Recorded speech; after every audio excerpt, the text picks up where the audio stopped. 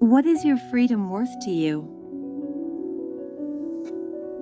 Each of our guests had a light bulb moment.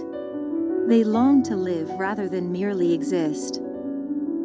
They smashed through their fears and programmed minds, trusting themselves, their faith, and their survival instincts, leaving the guilt, fear, oppression, and drudgery of their past for a brighter future. They took a brave and courageous step into freedom. This is their story of how they got a life. Welcome to Get a Life Podcast, Ex-Cult Conversations. You matter, and so does your story.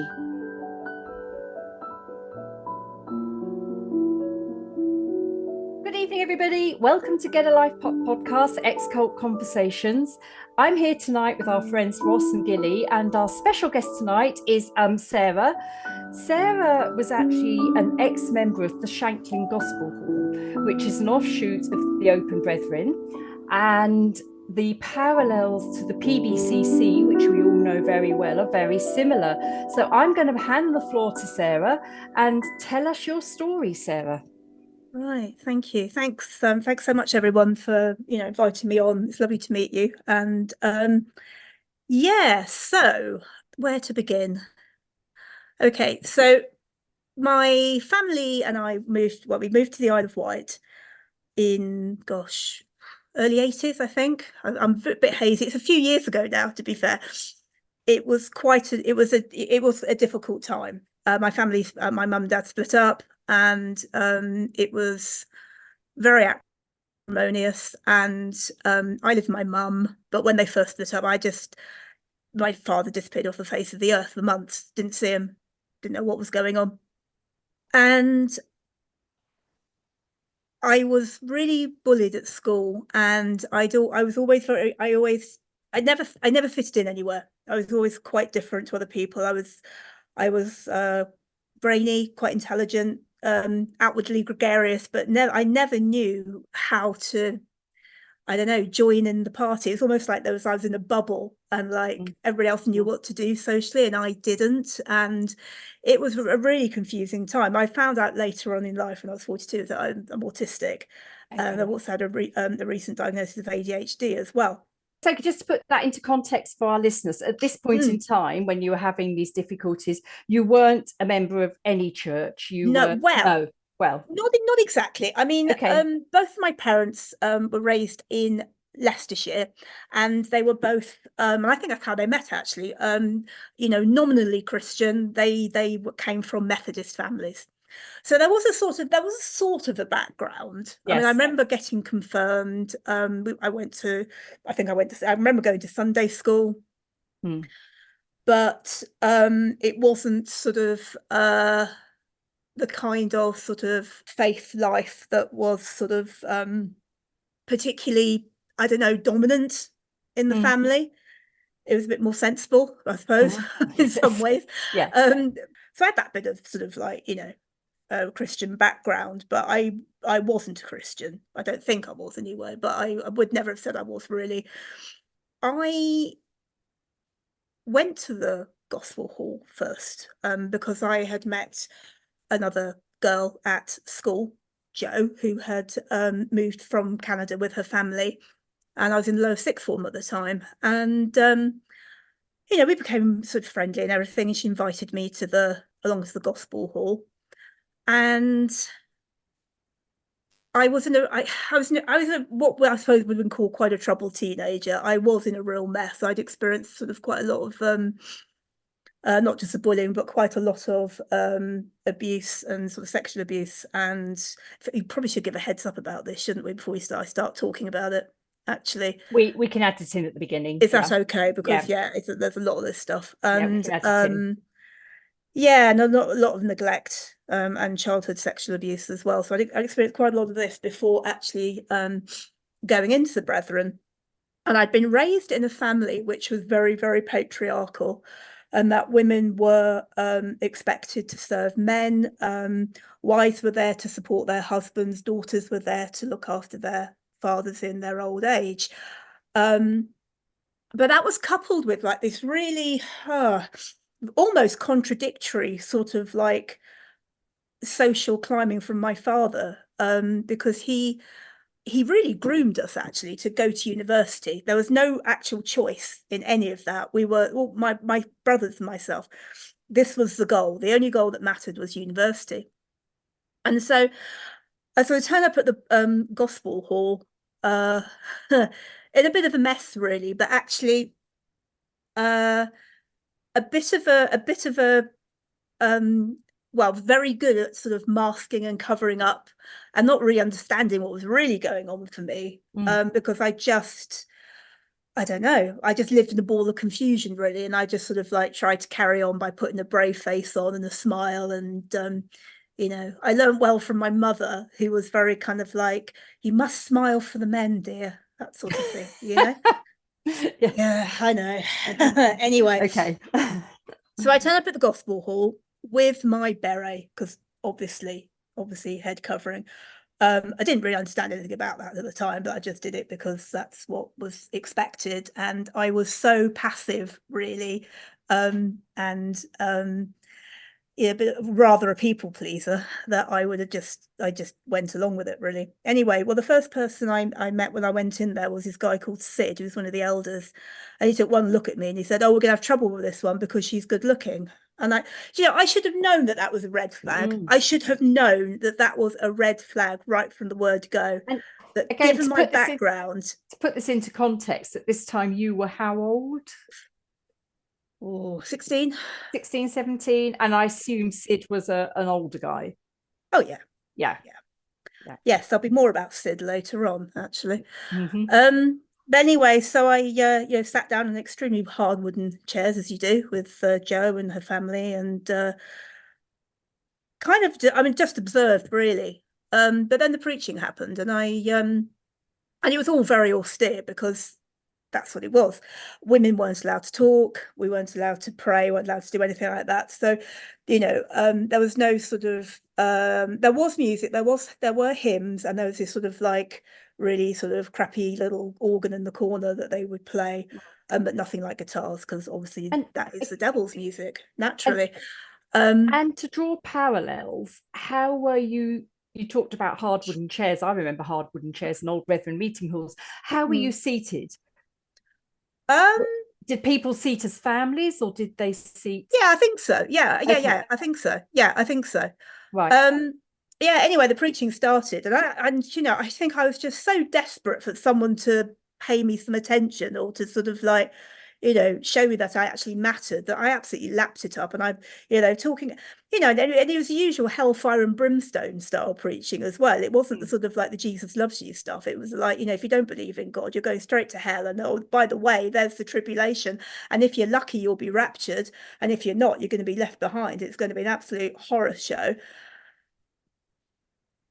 And I kind of thought, blimey, better get on board with this. And I did ask Jesus. Actually, no, it wasn't asking Jesus into your life. It was asking Jesus Christ into your life, because they would never refer to him as Jesus. It was always Jesus Christ. There was never that sort of sense of familiarity, or sort of sense of, you know, the joy and warmth of God's love. It was just always very austere and very threatening. It was just being scared, terrified into the kingdom of God type of thing. Well, anyway, I became involved with the church, and particularly with this family, and things came to a head with my family. Both my parents had remarried. I was in with my mother and stepfather. He wasn't very nice. He was there's nothing, dodgy like that, but he was a really nasty bully, and we didn't get on, and I ended up just running away. I ran away on Mother's Day. That's really bad timing. And I didn't have anywhere to go. I just didn't have anywhere to go. There was nobody I knew, not really. I didn't feel I could go to anybody. I didn't feel close enough to anybody at school to go to anyone's house or anything. But so I ended up going to this prominent family in the the Brethren Church, and they ran a hotel, a Christian hotel, and they put me up for a few weeks while other accommodation could be found for me. Now, it was a really weird situation because I get the feeling my mother was sort of like just waiting for me to leave home.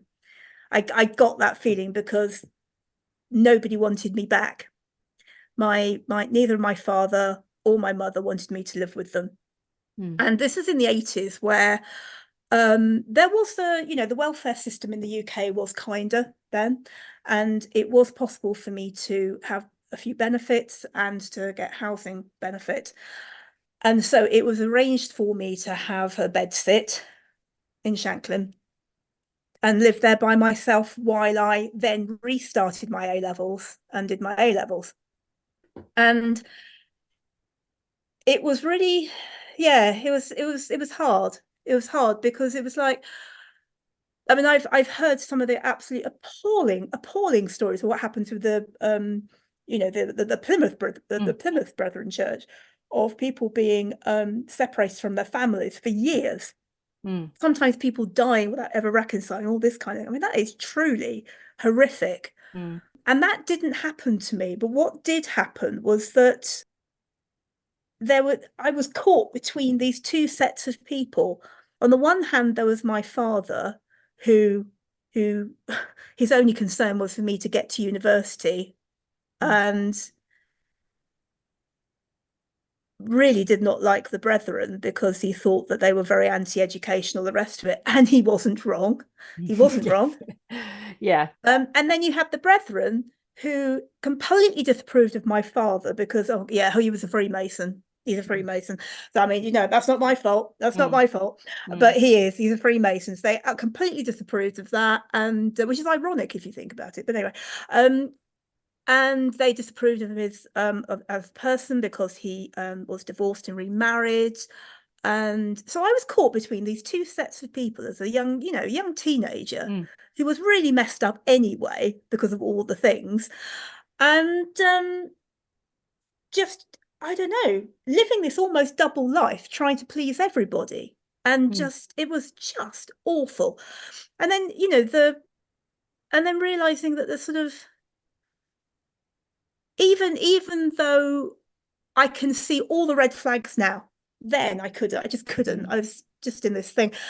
And I did realize that sort of like the kindness that had been shown to me was very, very conditional, really conditional. And I was only acceptable if I did what they, as it turned out, hypocritically expected of me.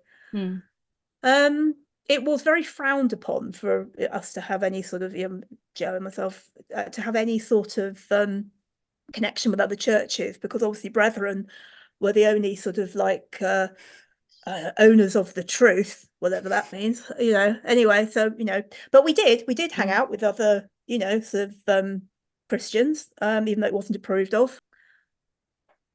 But it was like everything was so restrictive. I mean, I was a really creative, I mean, I am now again, but I was such a creative person. I used to just, I mean, I used to love sort of like music, makeup, clothes, I don't know, all of that stuff you experiment with when you're a young teenager. I really loved that. And I was quite a goth at that point as well. And I found music just to be so brilliant because everything else was just so hard in life.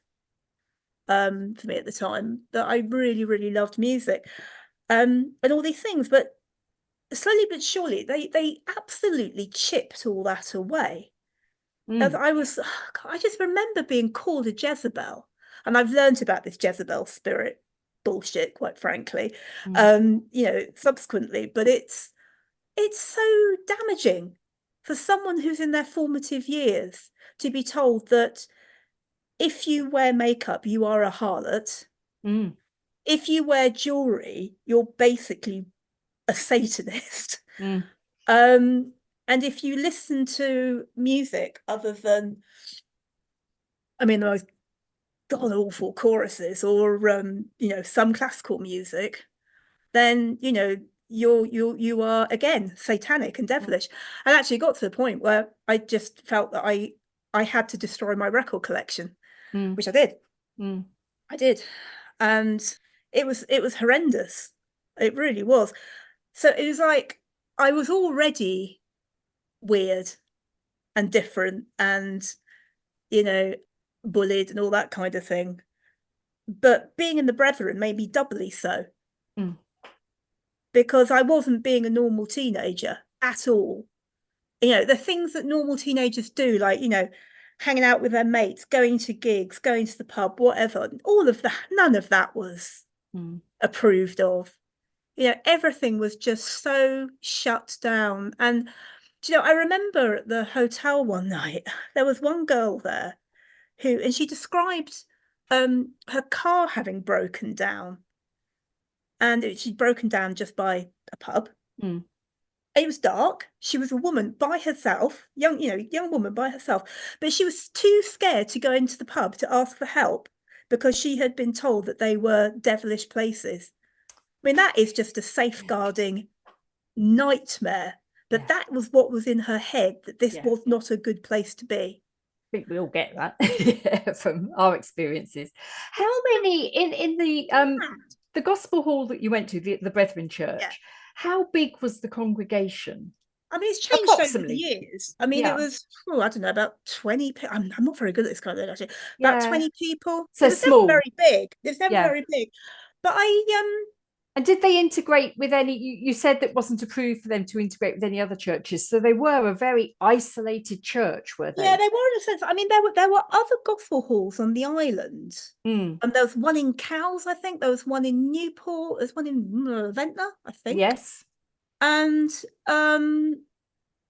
there were connections between them, because I think they were all considered to be open brethren. Right. Yes. Yeah. But the way Shanklin behaved is that they were very exclusive. Yes. Because they had elders like Sid who had come from very Plymouth Brethren backgrounds, as far as I understand. Yeah. So it was a very strict kind of setup. Yeah. And as I learned over time, extraordinarily hypocritical as well. Because there were things it was like they didn't care about people. They didn't care about humanity. There was one time when I was with a friend who had been going through some really difficult stuff. She'd had a bit to drink, and she was then subsequently a bit unwell, and I get very panicky about that sort of thing. So I phoned up somebody from that family at the hotel to say, I really want to help my friend. I don't know what to do. She's not very well. And she said, she shouldn't have been drinking. You need to leave her alone. And I was like, even then I was like, what? Because I was so kind of like, I guess the word is brainwashed, actually, and such a people pleaser, and just so not knowing anything that I needed, or that was even vaguely important, I mattered. I just didn't really think about it. But then there were other things like, I was really, one thing about autistic people is that we are really, really hot on social justice. A lot of us really, really care about stuff, and we're very tenacious, and we don't let go, and we just, and we're not afraid. We are fearless, and we just go and challenge all this awful stuff that's out there. I mean, Greta Thunberg, for example. Anyway, Chris Packham, for example. Anyway, so all this kind of stuff. And at the time, even though I didn't know I was autistic, I was like, this isn't right. There's so many things going on in this world that are terrible. We need to, we're Christians. We need to be helping. We need to be sort of doing the Sermon on the Mount stuff, in the Bible. But apparently we don't need to worry about things like that in the Bible, because it's only the tribulation and was it premillennial? Was it amillennial? I never remember which one it is now. I don't think I could help you there. All of that. All of that. And then, it was at the time when all the late great Planet Earth, the Hal Lindsey stuff had quite recently been published, and there was the Left Behind films that had been made in the 70s. I mean, we were like, force-fed this stuff, basically. And everything was very sort of, 7-day creationism and all this kind of stuff. And it was just very repressive. But then I noticed that there was stuff that was very questionable, but I wouldn't have questioned it because I was a woman and girl, and therefore, had, all these men as my head, and I was there to serve men, so therefore I didn't question anything. I remember there was one woman I used to go and sit with and just chat in like an old people's home just down the road from where the hotel was. She was great. She was very, very mischievous and she was fun. But I wish I'd done something at the time. I didn't really realize. I made the connections later on. But she was absolutely controlled by them. And I suspect, I have no proof, but I suspect that she may have they may have controlled her financially as well, because she said things to me like, oh, I'd love to do that, but Sid wouldn't approve. Right. Yeah. And at the time, I guess I must have thought, oh, well, yeah, that's Sid because that's Sid. Yeah.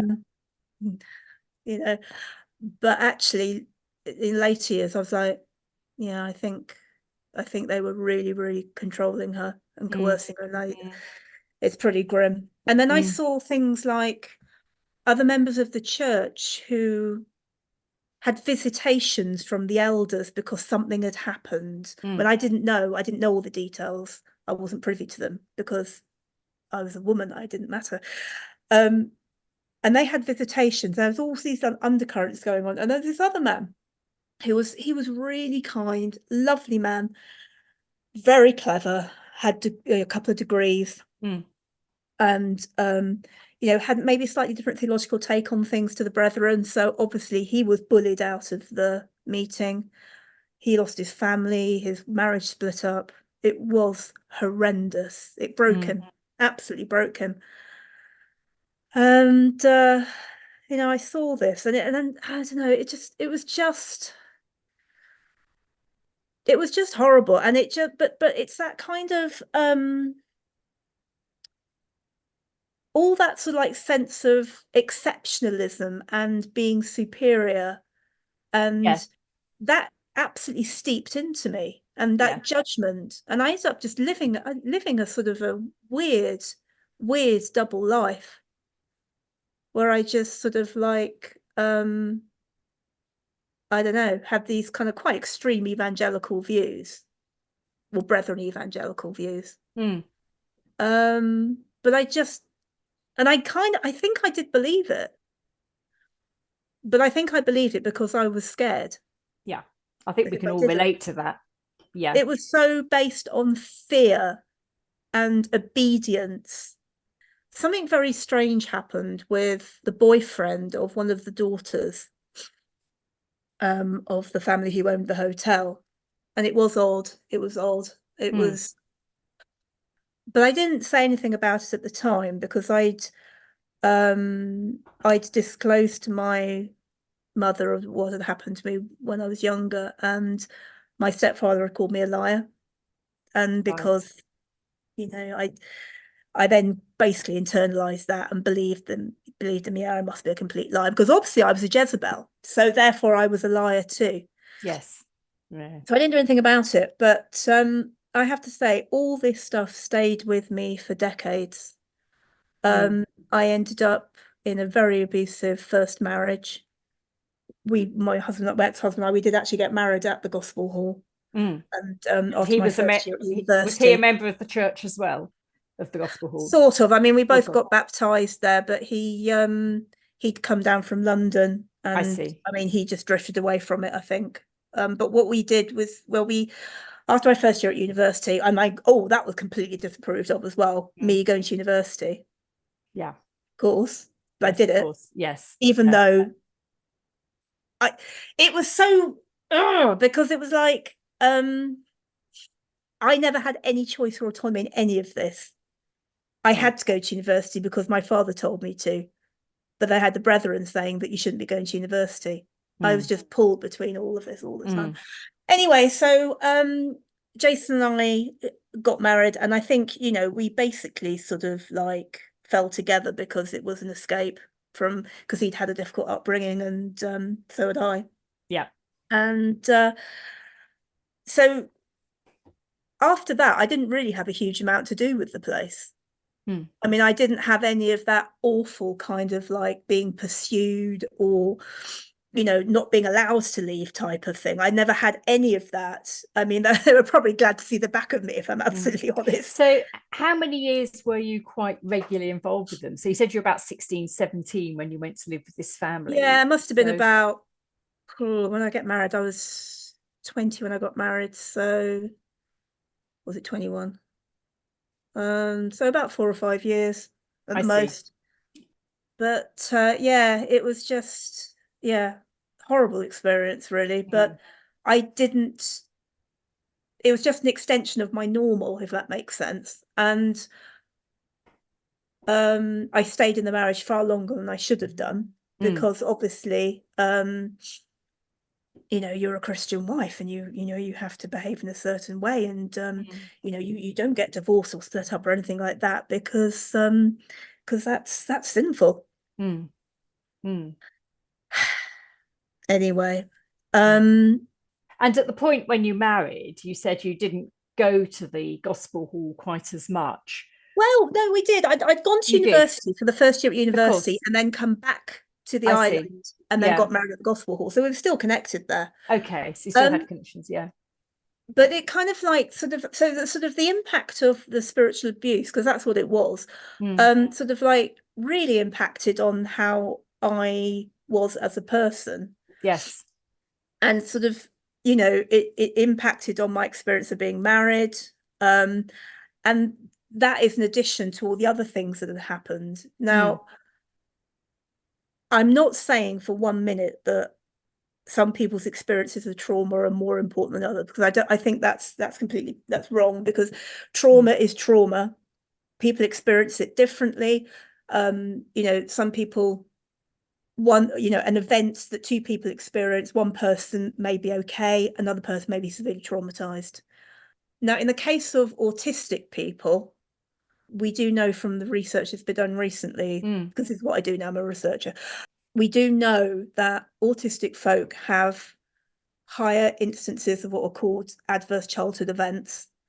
We also know that we've got a much higher chance of being bullied, victimized, sexually abused, domestically abused than the general population, for lots of different reasons, which we haven't got time to go into today. But so the net result is that actually victimization, bullying, and abuse becomes normalized and expected. It's kind of like your normal. Yes. And of course, I didn't know any of this at the time, because I hadn't been diagnosed then, but I was living with all this stuff. And then all the brethren stuff happened. So it was like, there was quite a lot going on there, I think. Yeah. And I developed a lot of really bad mental health stuff. I was self-harming. I've been self-harming for years, since teenager. Anyway, I was been self-harming. I was suicidal. I had severe anxiety and depression. But none of this I really knew was bad, because this was the 80s and nobody knew about this stuff then. And I was just so good at covering everything up, nobody would have known. Anyway, so I got divorced, met my lovely husband, and we've been married 27 years. We've been blessed with a beautiful son, and got married in church, which is amazing. But anyway, that's another story. I know, it was wonderful. Somehow, I don't know how, I've held on to any kind of faith, actually. Particularly after doing theology at university as well. Because, when I first started going to St Matthew's in Kingsdown, in Bristol, it was probably the first place I felt that actually I could be myself, and I actually felt very accepted there. And the vicar was just so lovely, and we had a good old chat before Carl and I got married, and he said, yeah, no, I see no reason why you shouldn't be able to be married in church. And it just meant so much. It meant so much. And it was the first place of faith where I felt that I was acceptable to God. Interesting. Yeah. And I actually learned about sort of like God's love and grace. Wow, grace. That's amazing, isn't it? I mean, wow. There's not much of that going on in the Gospel Hall, is there? No. And you know, sort of that side of God and Jesus that I didn't really know anything about before then. There's one thing I'd like to pause there and just draw a parallel between what you've just said about your experience getting married in the church in your second marriage and your experience actually compared with your experience in the Gospel Hall. And I think there's one difference as I would see it, but you can verify this, and that would be fear.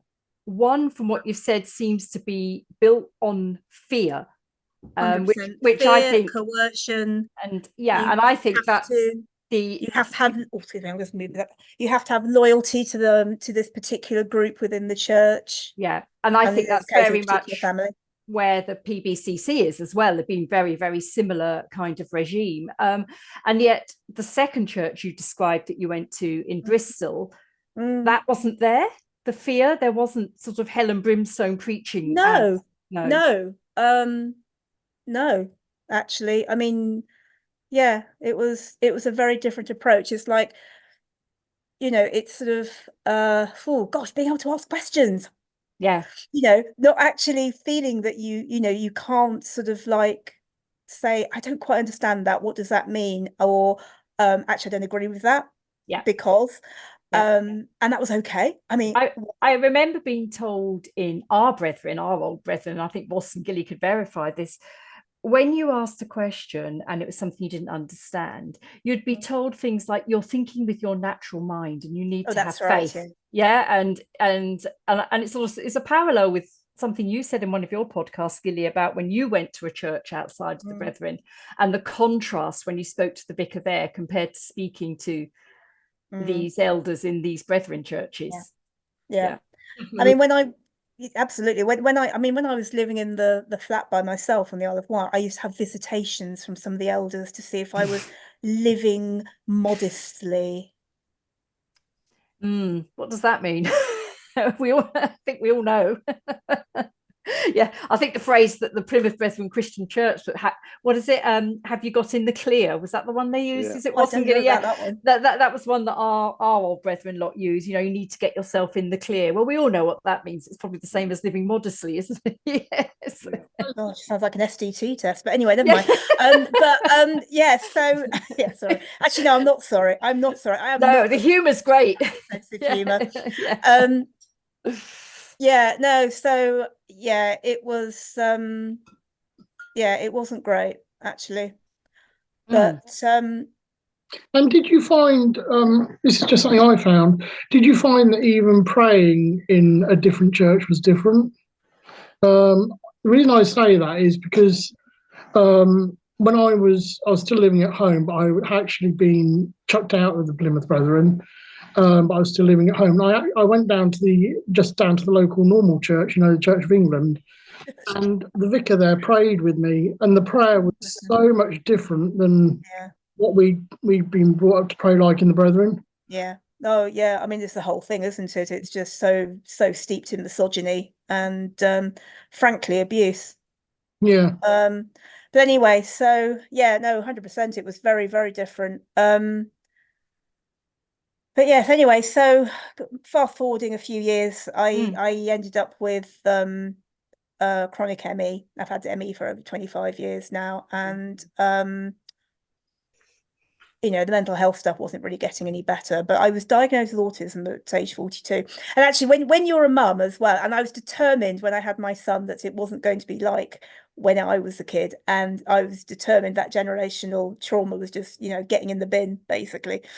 So I really focused on him rather than really maybe addressing a few things that I should have probably done to help myself and help recover and everything. But when he went off to university himself and you know, abandoned me, outrageous, you know, I'm joking. I just sort of that was when I sort of like really started to think, do you know what, there's a lot going on here.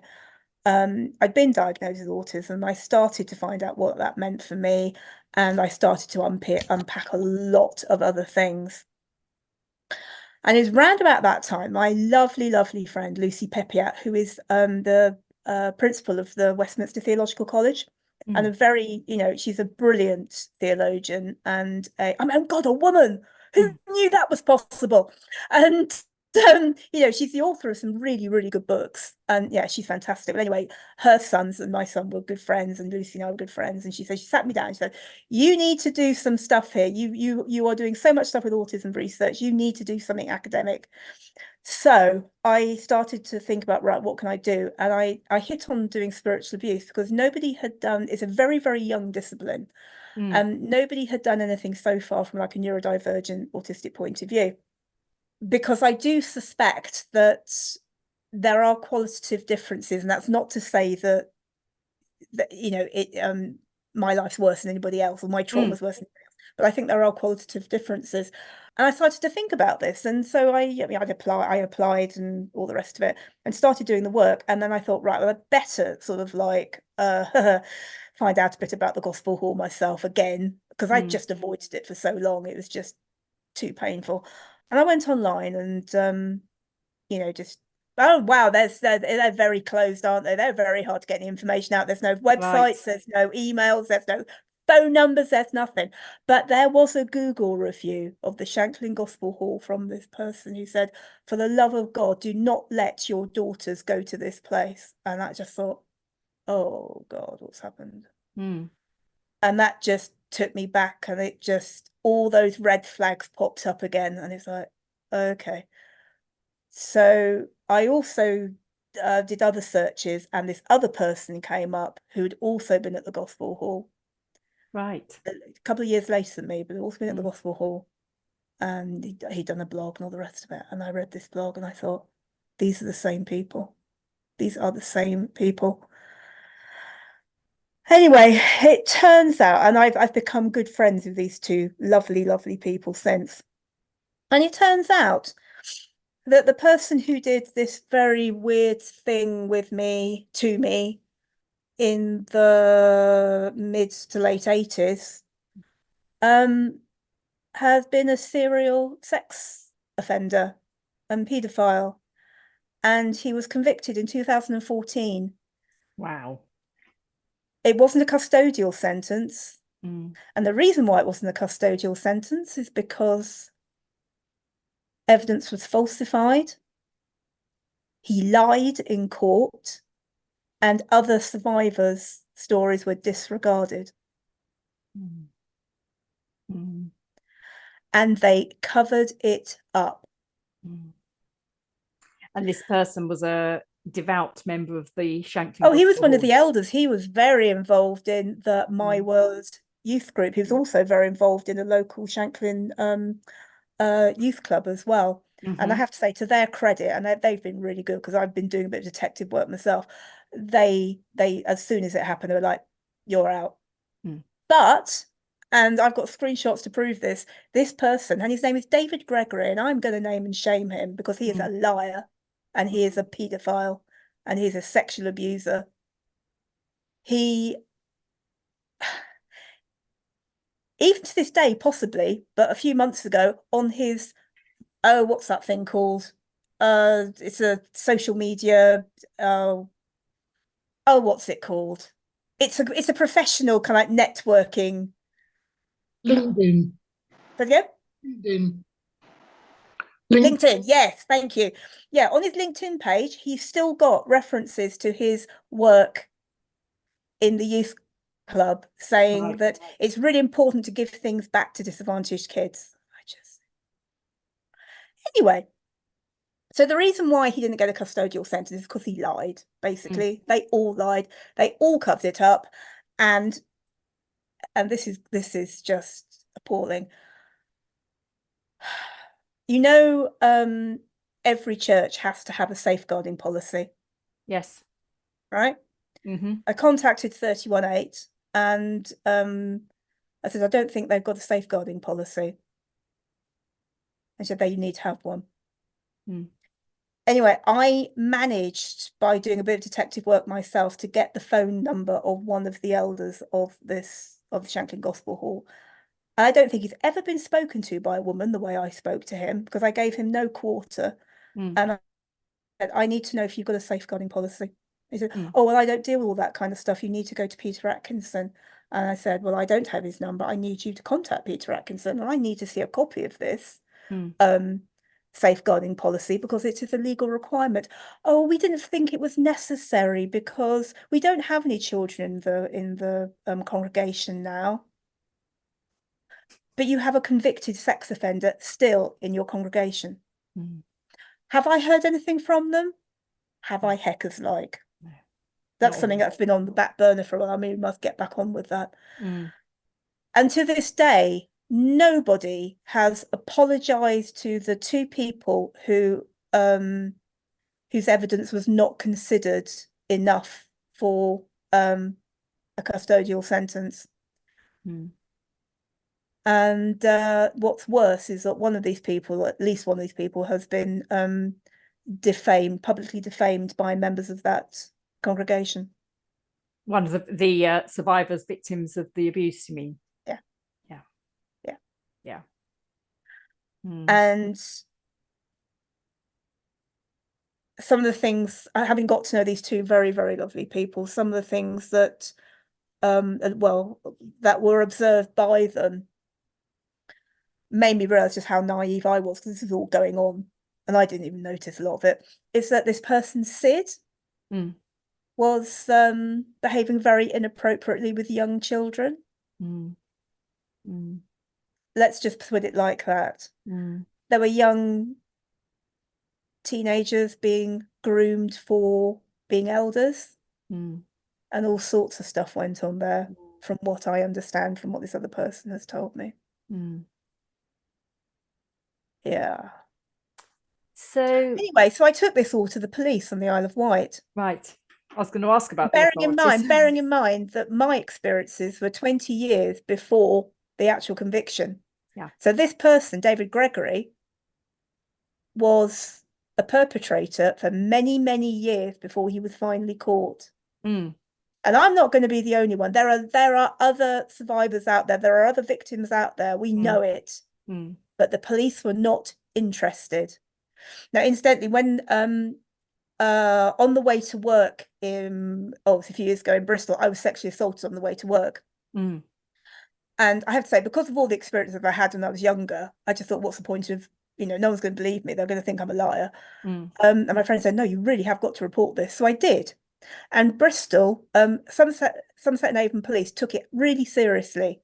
They, with my reporting and other people's reporting, they built a case around this person, and they secured a custodial sentence because the behaviour, it was indicative of his behaviour becoming worse.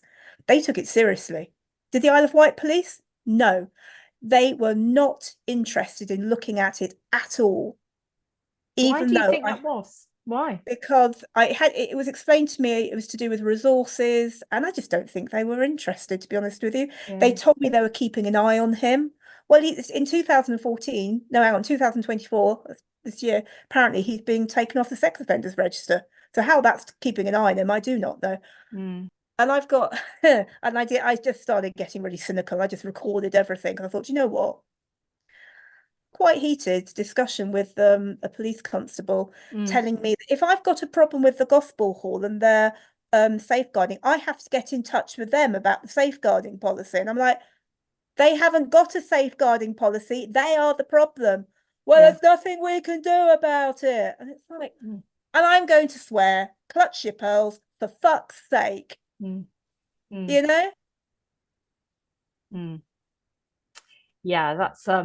that's the hardest thing, isn't it? It's one thing over many of the issues that we have with the Exclusive Brethren, Plymouth Brethren, is sometimes authorities are very responsive, but sometimes it just feels like they're not listening, and you can end up doubting yourself sometimes, can't you? Well, that's the thing. I mean, I have to say, you end up gaslighting yourself because you have been gaslit so much. Yeah.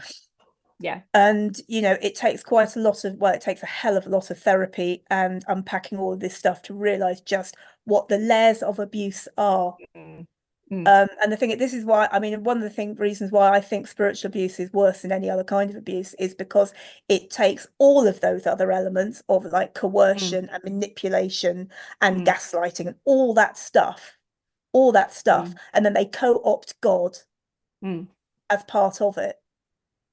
Yeah. So you end And that up was one not being acceptable to all those other people, but also not acceptable for God.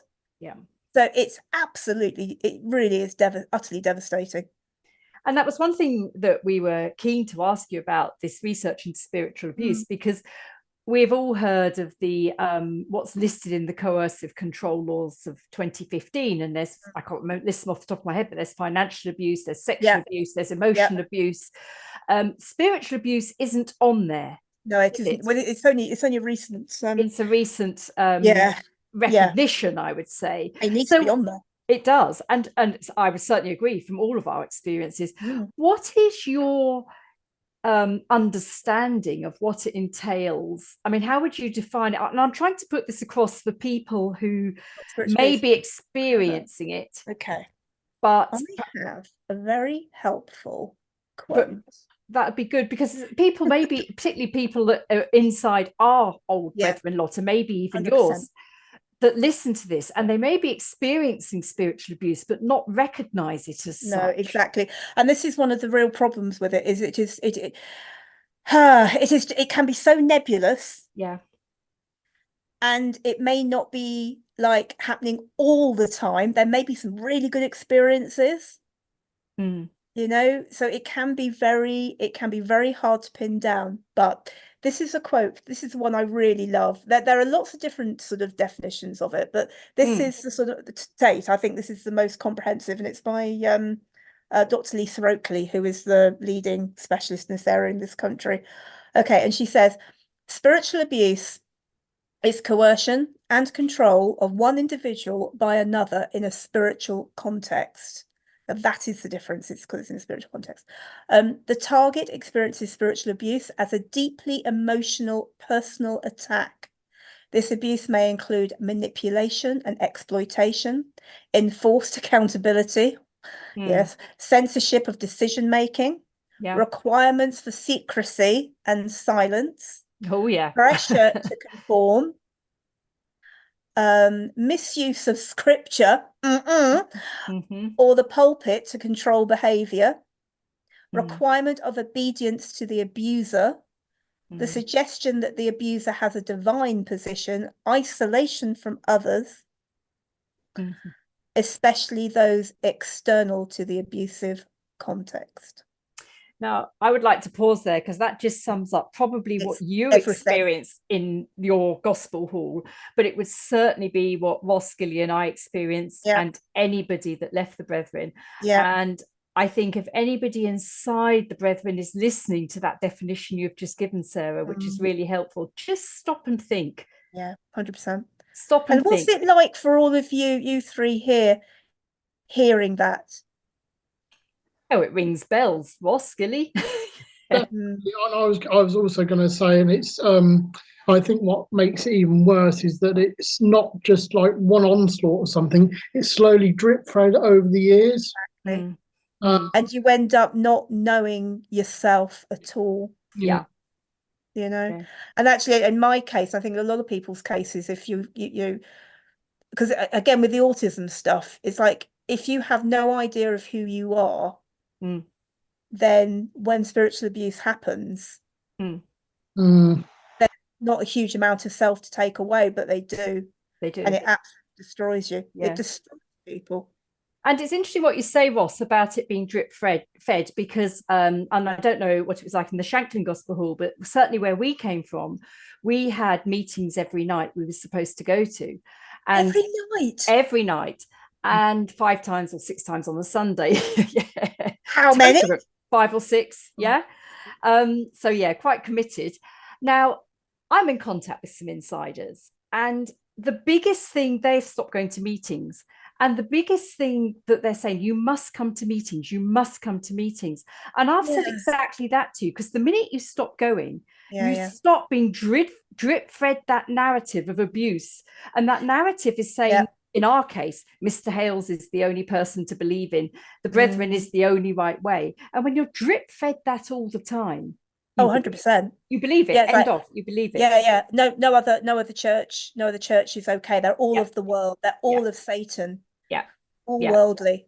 And it's also right about what you say about, you don't really know who you are, because I'll be quite honest here. I don't know who I am. I've been like 10 years out and I don't know who I am. And that, Yeah. I think, stems from the fact that I left and then got into like a coercively controlling relationship for 9 Yeah. years. And that's really common. That is really common. We call Mm. it cult hopping, Yeah. whether it's kind of like going into a different organization or into, because you are left incredibly vulnerable. You've got religious trauma basically when you've come out of this kind of situation, Mm. and it's a massive problem. I've only been Massive out of problem. that relationship, so I'm still trying to find myself, really.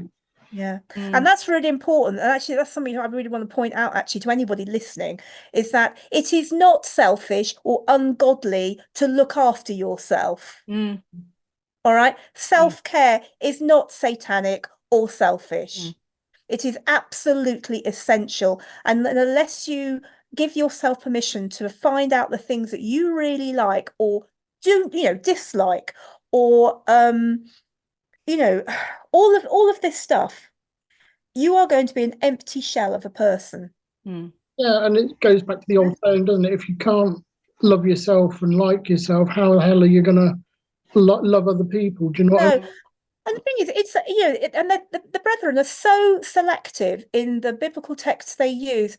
Everyone seems to ignore the love your neighbor as yourself. Now, there's this assumption, isn't there, with that text, that you already have a good relationship with yourself and you know how to care for yourself.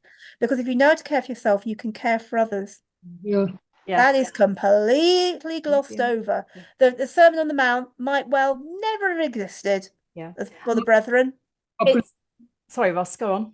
I presume the Shanklin Gospel Hall was the same as the PBCC, where they just cherry picked different. Oh, 100%. 100%.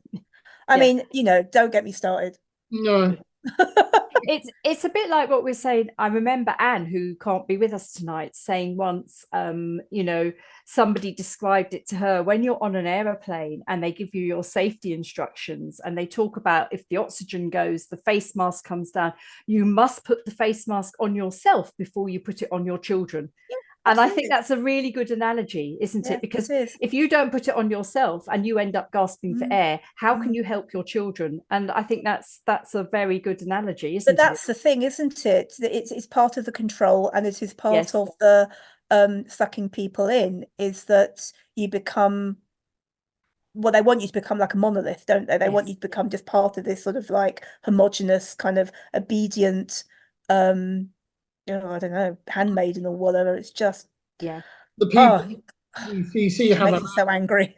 Makes me so angry. The PBCC even have a mantra now that the elders say, "We'll do the thinking and you do the doing," and that is their mantra. Very good. And the other one that was banded around was, even if you don't understand it, don't question it. Yeah. You know what? The joy of discovering critical thinking. Oh my word. It's scary, but it's good. I do have a faith. I still, miraculously enough, still have a faith. Even though when you're in the various flavors of Facebook brethren groups, I have been called a lot of different things. Let's put it like that. It just takes you right back to all that nonsense beforehand. But I don't know. I've just started to learn about abundant living. And my husband is just, I mean, he's just such a lovely man, and he's very committed Christian. But he's not a loony. And sorry, that sounds a bit derogatory, but you know what I mean? He's kind of like, I do. Very intelligent. He is, very thoughtful, very compassionate, and hasn't discarded his brain at the door when he goes to church. And I've learned so much from him, just but even now I catch myself thinking, oh, maybe they are right, maybe I am wrong. And it's like, I don't think this is ever going to go away completely, because it's in there. It is so deeply ingrained that I have to fight really hard to to keep it at bay. And I think that's something in a lot of the stories of people that have left high control groups, as you did and as we all did. I mean, we were all, so we had knew nothing else until we left. But that's exactly it. It's so. Oh, my love, I think you frozen. Oh no, she's back. I'm back. Sorry. It's so ingrained in your psyche. It's hard to. My internet connection's unstable. Let me switch. Oh dear. Yeah, mine's not great either. Oh well, we'll get there. We'll get there. It's so ingrained, that thinking in your psyche, that it's really hard to get rid of, and it's very easy for something to trigger it. And I think it's only with time that you learn to recognize that trigger, acknowledge it, and then push it to one side. It takes a long time to do it. You never get rid of the trigger, do you? No, you don't. And I really, I've experienced quite a lot of that being in these Facebook groups. Actually, I didn't realize it's just one thing that's like, I got called. What did I get called the other day? A worshipper of Moloch. What's that? Well, exactly. Apparently a Canaanite god who, ancient Near Eastern god, whatever, who delights in child sacrifice. So for me, I am a member of the Facebook groups, but I've unfollowed all of them so that I never get any notifications. I dip into them when I want to dip into them. Yeah, no, it's a good idea, and it is very, very telling. Some of them, I mean, I've met some really lovely people there, and I would like to say, actually, not everyone who's been in the Brethren Church has a terrible experience. There are some people who actually get, actually have got good, healthy congregations to be part of, but there are people. It's so interesting seeing how people interact. There are people there, particularly men. No offense, chaps, but who are very, very blind to their own deeply entrenched misogyny. And I mean, I feel quite sorry for the admins because I'm calling out a lot of it now. I'm not allowing it to happen. There's, I mean, appalling anti-LGBT stuff that goes on in there as well. I mean, it's grim. Whatever your opinion regarding same-sex relationships or transphobia or all the rest of it, there are ways of talking about it which are respectful. Yeah, to be honest, that's one of the reasons I stepped away from the groups, because obviously I'm LGBT myself. So yeah. I think one of the, and I'm not even harder then, isn't it? It's harder to see, and I'm not defending the misogyny at all, but I think, I mean, where we came from, as I'm sure the Shanklin Gospel Hall was the same. It was a very male-dominated world. Oh yeah, 100%. Yeah, and a guy leaving has been brought up from childhood to believe men rule the world, because they do in the Brethren Church. They rule the world. And we had very much a big thing, the wives, we had this phrase, the subject, which, as you said, referred to your beret. Well, we wore headscarves to show that, we were you're far more spiritual than us. Yeah, we had headscarves, not berets. They were very risky. And it was all about, being subject. And that was part of the reason why I asked when you went to the Shanklin Gospel Hall how you were seated, because in the Brethren Church, the men would always sit in the front 3 rows and the women had to sit behind. Well, what message does that give? Actually, I'm just trying to think about it. That's why I wondered whether it was a similar. It was definitely the men. No, I think they were actually. I think the men were at the front. Yeah, and I do remember that there were a couple of women who came. One, they must have been visitors to the island or something, and they probably didn't come from a brethren-y type background, but they did have head coverings. So I think one of them stood up to speak. Oh, she was slapped down quickly. Yeah, I can imagine that would never happen in the Brethren Church. The only time it looking back on it, I mean, it was our norm, so you just accepted it as norm. But looking back on it, it's bizarre. You always sat behind the men.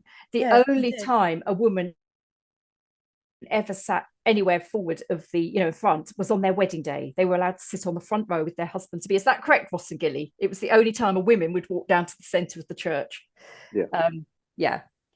And that was it. You always were behind the men. And I just think when you're brought up with that, A, as a female, you just subconsciously accept that you're a second-rate citizen. You and internalise that misogyny yourself. And actually that's where the worst misogyny comes from, is from the women. Yeah. And then if you're a male, you also have that that same thing, that's totally within your thinking. So if it must be a hard thing to lose if you've had that for many years. You've got to want to recognize it before you lose it. And some people don't recognize it, do they? But it involves being self-aware. And I know in these That's Facebook groups, there is such a lack of self-awareness. It's quite painful, actually. And then there are people there that tell me about autism. Now, I am a published author. I am a published researcher in the field of autism. And these people are telling me to go and do my research after having told me that autism is caused by vaccines. Oh, and intestinal worms. Oh, really? Yeah. And I was just going to add about the, obviously sisters sitting behind the men. And the other thing was that the only time they could speak up in the meetings was just to give out at him. I don't know whether that was the same with your lot or not. I don't think so. No, you were there to be seen, not heard, and fondled behind the scenes, basically. I'm sorry to laugh, but I know, but I'm not making light of it by laughing. It makes me so angry that there is this coercion and control, and all the time it's utter bullshit, hypocrisy. So with that in mind, and I totally agree with you, and you're obviously doing quite a lot of research into what spiritual abuse entails and so on, where do you think this can go? How do you think we can perhaps effect change? Does it come through the law? Will it come through pressure? No, it doesn't come from the law, because the law are useless. The law is an ass, I believe Dickens quoted. Yes, sorry for having read a book in my life, people. Yeah. Anyway, no, honestly, because I'm involved in other sort of like activist groups to do with child sexual abuse and other spiritual abuse groups. And actually, you might as well just bypass the systems that are meant to protect you and help you, and you go straight to reputable media. Because it's an utter waste of time. I mean, unless you've got a police force like Bristol, who, in my case, I've been very fortunate. They've been on it. If you've got someone like the Isle of Wight, you might as well just curl up and die. Yeah. They ain't going to help you. That's quite an interesting comment, actually, that you found the difference in the police force. Yeah. I actually have an experience of Bristol police force. In that I had to call them because I was concerned about somebody in our brethren, and I won't say more than that to protect the person. The police response was phenomenal. They totally got it. They totally got coercion, and I was surprised. So and then you've obviously had a positive experience with them in understanding. Why do you think that is compared to other police forces? I know Abbey, for example, hasn't had a I don't know. I mean, we've got Sarah Crew in charge. Now, I work for I do some work for an organisation called SALSAS, which is the Somerset and Avon sexual assault and rape support charity. Right. We work closely with various organisations and everything, and we've got the chief constable in Bristol now is Sarah Crew, and she's really hot on this stuff. She's not taking any prisoners, metaphorically speaking, not taking any prisoners. So it depends on attitude. I would agree that it comes from the top. Absolute disaster. Sorry?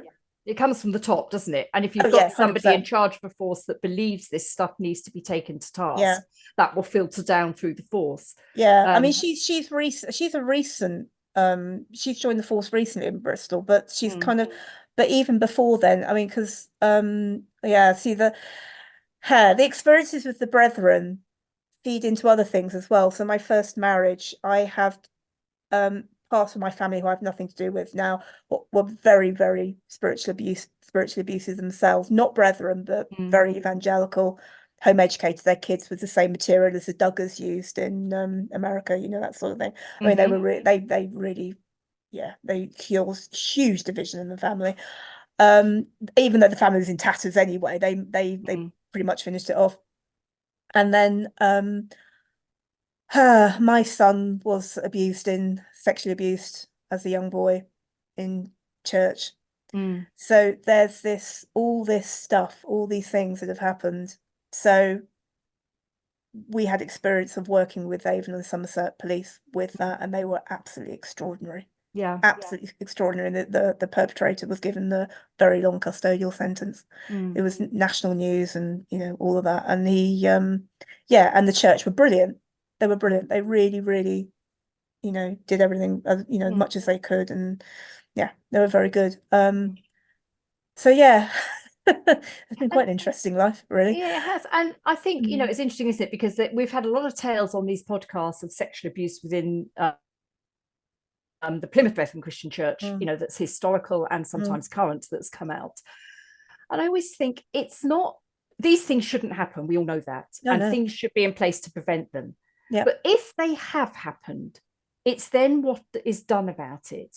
And as you say, the church where your son was responded in a way. Oh, they were brilliant. Yeah. Whereas we feel with our Brethren Church, there's a big carpet in a broom, and that's where it all goes. Exactly. And that's the difference, isn't it? I mean, the Shanklin Gospel Hall don't even have a, safeguarding policy. A safeguarding policy. They don't need it. It's not necessary. You got a pedophile in your church, Yeah.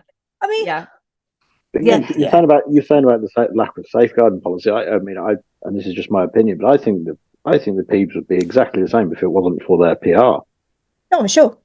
I'm sure. If it wasn't for the fact that they're trying massively to improve their public image. Going well, isn't it? Going really well. Yeah, I think you're absolutely right, Gilly. I mean, the Plymouth Brethren Christian Church do have safeguarding policies. We have had it told to us by insiders that they've recently asked everybody to do a training course on safeguarding, but I think it's probably as a result of what's come out. And whereas that's all well and good, that's a start in the but it's tick right boxing, direction. Isn't it? It's tick boxing, and it's not going to address the trauma that's been caused historically. They need to own that first, and then need to say, how are we going to prevent this going forwards? Because there are, I don't like to call them victims, survivors that are still in there, and survivors that have left, victims, that have had no redress for what's happened to them. No, and it's like, these organisations are dragged kicking and screaming by legislation to do the right thing, rather than actually doing the right thing in the first place. Yes. Yeah. Or doing and this is the thing with spiritual abuse, though, is it happens everywhere. It's not just in Brethren Church. What I think that in the case of Shanklin Gospel Hall, and I don't know if you would agree with PBCC. Say it again. Plymouth Brethren. Them. Exclusive Brethren, it's easier. Because it is independent, isolated, and has no kind of governing body, if you like. Yes, it's not there is far more opportunity for abuse and lack of accountability. Yeah. I mean, I think the Shanklin Gospel Hall, from what you've said, sounds like a smaller entity than even the PBCC. Yeah. And I think the PBCC have been dragged kicking and screaming to conform in certain ways, in that they have to, and the fact that they did have, which is a whole different story, a fairly major charitable investigation over 10 years ago, it meant they had to be seen to have policies in place and so on. But you say that where is the accountability? They can tick boxes, but ticking boxes is no good if it still happens. Yeah, exactly. It's just a convenience thing. Yes. It's and you say it's PR and it's performative. Yeah. It doesn't come from a place of true contrition. No. At all. No. I mean, I know that this particular person, this perpetrator in Shanklin, behaves like he's just got away with it, and that it's all happened now. It's all we've moved on from this. No, your victims never will never move forward from this because of what you've done to them. Yeah, they've always got to live with it. Yeah, how familiar is that? So familiar. I'm sorry if that's touched a nerve, folks. No, but it's exactly the same. Well, someone's been found out, whatever. We've forgiven them. Yeah. We'll take them back. We've forgiven them. God's forgiven them. Yeah, that's right. God's forgiven them, but they also have to face justice. Yeah, exactly. Precisely my point. Hang on. Yes, you may have been forgiven if that's your belief or whatever. Yeah, and now you march them down to the police station. There's still a justice system that needs to be addressed here. Oh yeah, 100%. And the other classic phrase is God's forgiven them, so you should. That's the other Oh one. no, don't. Forgive. Right, Yes. I do believe in forgiveness. I do actually, but it's a process. Yes. And I'm also partly trained counsellor, and it's kind of like you do a load of stuff like this, and it's kind of like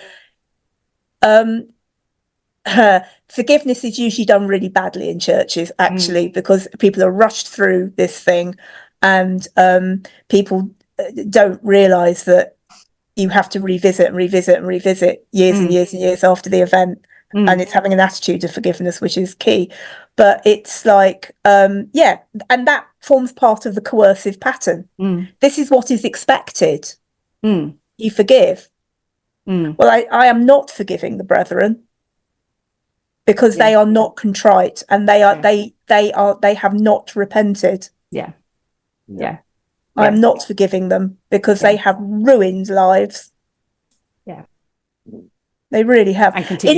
Quite a sort of fun fact, though, is and I really hope this for you as well, Ross, is that you can really start finding out who you are, what you like, because I've really got back into music again. I feel like I'm learning about it. I've missed out on so many decades of music, but I am back in there. I'm going to gigs. I'm getting tattoos. It's great. And I've joined this. I'm getting my nails done. I mean, look. Yes. And I've joined this organisation called RockFit, which is dance music. So basically, it's dance exercise. So like Zumba, but to rock and metal, which is hilarious. And the thing is, guess where they're based? Not in a Plymouth. church. Oh, Plymouth. The HQ is Plymouth. So it's like it all and starts we've got this, and I'll show you the tattoo. I don't know if you can see it. But hang on, where is it? Not a cult. Yeah. So that's one of the RockFit logos, right? And we've got this running joke that we're not a cult. Yeah. And the reason why this has become a bit of a running joke is because people have this sort of like still have this mad satanic panic about certain types of music.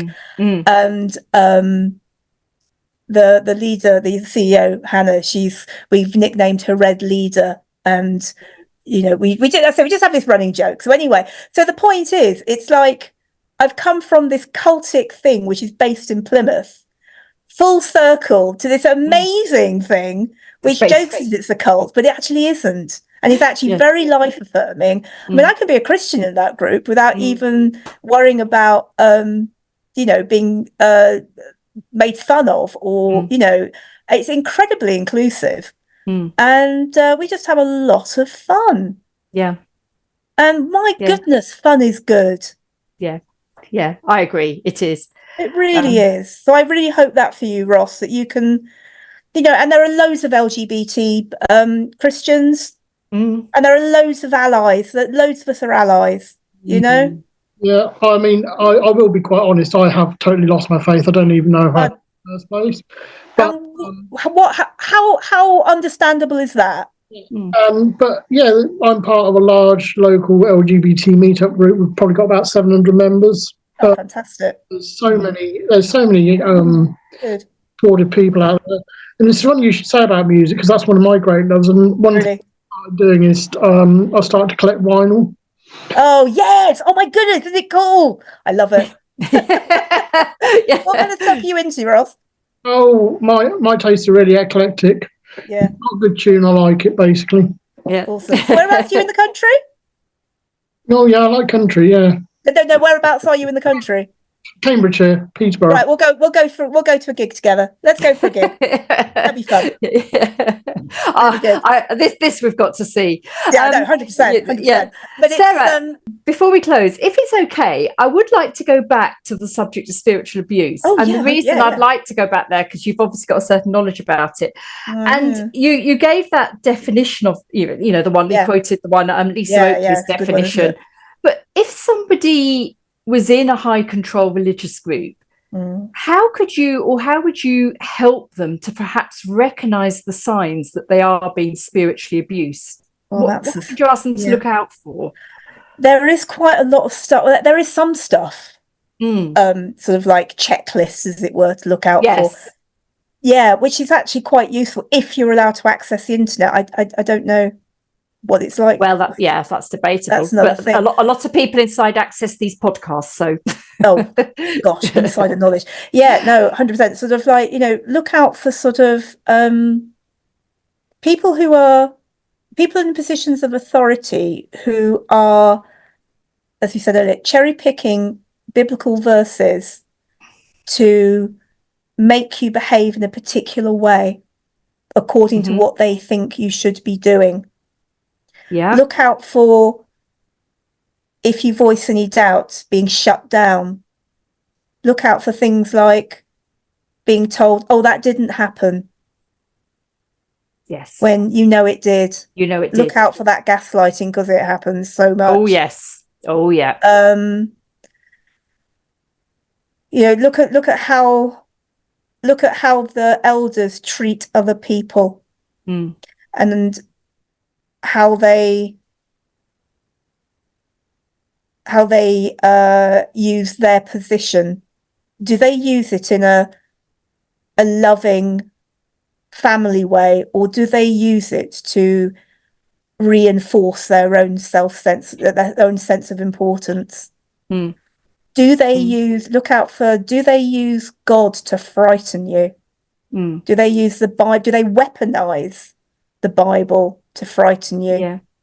I mean, on that point, I am just going to read out a phrase that was actually sent to me by an insider. Take your Bible and read it every night. Those sorts of things. It's and like, it wasn't you must do this. Yeah, it's literally a list of instructions. That was number one. That's number one. Take your Bible. That's not living in the Spirit. No. That's pharisaical, isn't it? And it's controlling.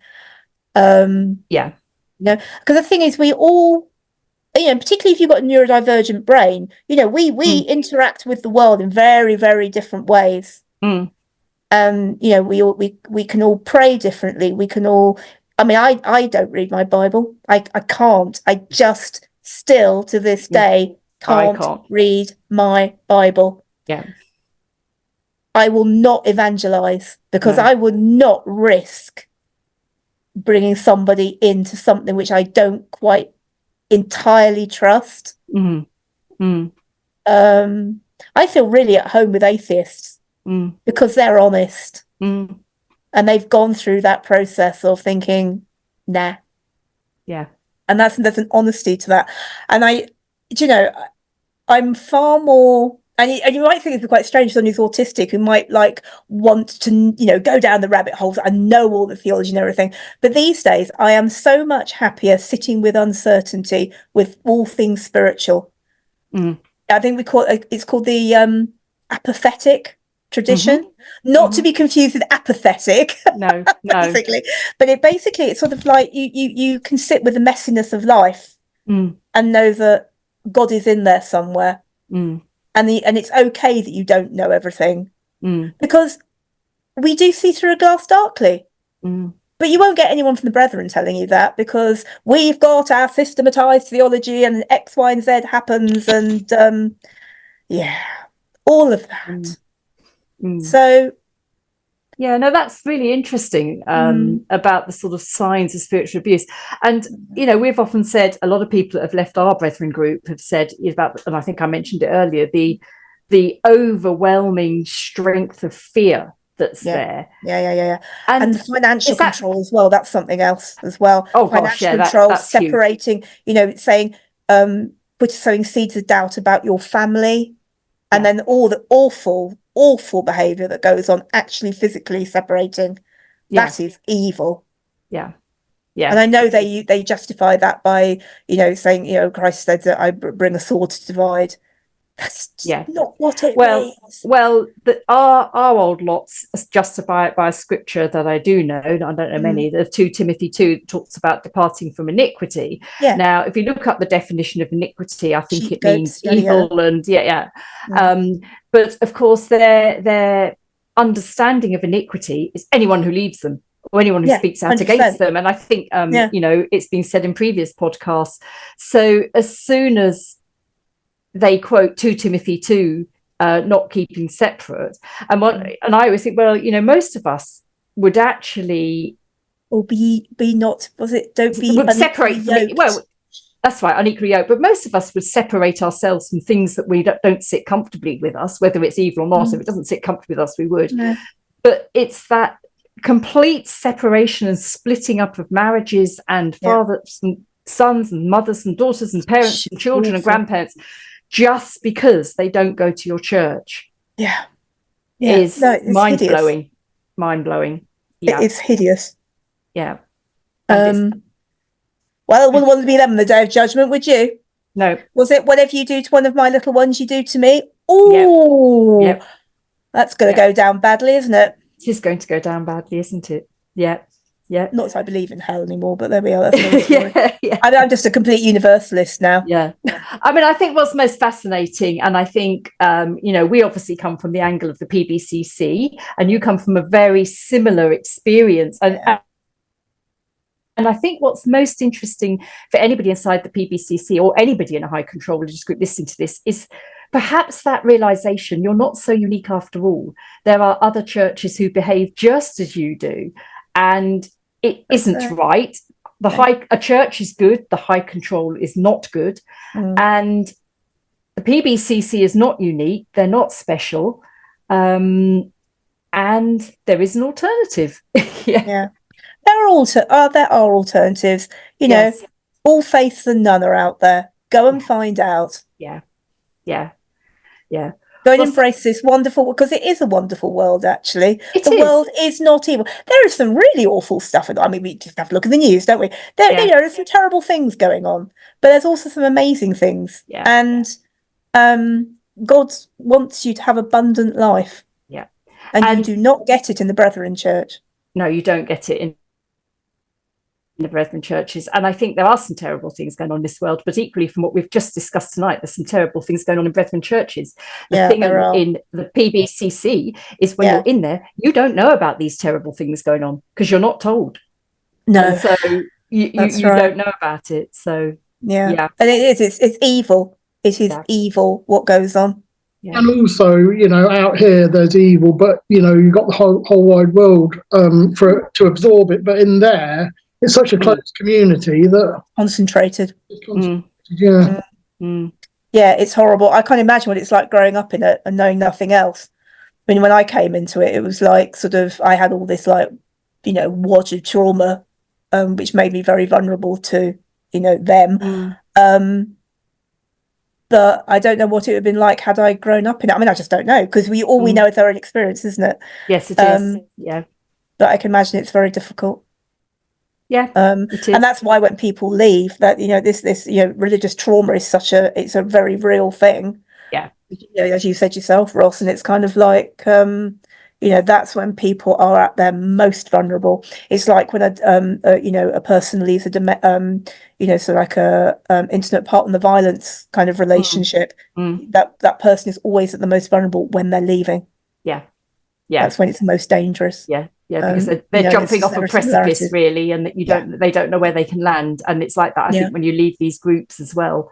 But there are mattresses out there to catch you. There is hope. There massively is hope out there, actually. There are more organisations in the UK now starting up to sort of help support survivors of spiritual abuse. I know the Catholic Church, the C of E, have got this sort of, because I'm having a bit of counselling with them myself, actually. They've got this thing set up. It's not perfect because it's Anglican Church, and Safeguarding's a bit of a shit show with them at the moment as well. But hey, but there are also independent ones. I'm trying to think, is it Survivors' Voices? Yeah, the Survivors' Voices. There's run by Jane Cheevers, who's an absolute legend. Gosh, what's the other one? I can't remember, but they are starting to spring up. Yeah, there are helps out there. Yeah. There's another one that I know called Faith to Faithless. Yeah. Okay. Yeah, they seem to be. Yeah. That'd be a really good name for a band. Now there's a thought. Yeah. My Rammstein tattoo there. Yeah. I really have gone to the dark side. It's great. Anyway. Yeah. Sarah, thank you so much for joining us. It's been absolutely fascinating. And I think as much as anything else, it's for us that have only ever known Brethren life up until we, Plymouth Brethren Christian Church or exclusive Brethren life up until we left it. It's quite fascinating to realise that they're not the only ones, and that others isn't leaving them. They're not, but I have to say I mean, my experiences, I mean, they were awful, and they say there's no hierarchy of trauma and all the rest of it. But the Plymouth Brethren stuff is off the scale. Yeah, I think it is. But I do think you're right. I don't think you can put a scale on trauma, because how one reacts to trauma is very personal, and I might react to trauma in a different way to you and Ross and Gilly, but that doesn't lessen it in anybody's eyes. And no, it doesn't. I mean, I'm going to be sort of dealing with this stuff for the rest of my life. Yeah, it's always going to be a bit of a monkey on my back, really. Yeah. I think that's probably the same for all of us, Ross and Gilly. It's really good that there's these groups, and there are survivor groups. There's this one, brilliant. What's it called? Theatre group called Responsibility Theatre, and Nell, who is who runs it, she's just put on this play in London called I, Lord, and it's all about her experiences of spiritual abuse within the Anglican Church. And it's absolutely brilliant. And there's this whole survivors group around this that we helped sort of co-produce the production and everything. And it's this kind of sort of creative activism that really, really helps with recovery. I mean, I know, Ross, I know you're so in that right zone yourself, aren't you, with all your friends and everything, but it really makes a big difference with recovery. It does. I agree. It's really important. Thank you very much, Sarah. It's been really interesting chatting to you, and especially the definitions and what you've been able to tell about spiritual abuse has been quite eye-opening for me. I don't know if it has for you and Ross. It's quite a good comprehensive definition, isn't it? It is, definitely. Lisa Oakley, people, if you look up her definition of spiritual abuse. We really appreciate your time this evening. It's been lovely to chat to you. And until next time, see you all soon. Bye, everybody. All right. Thank you.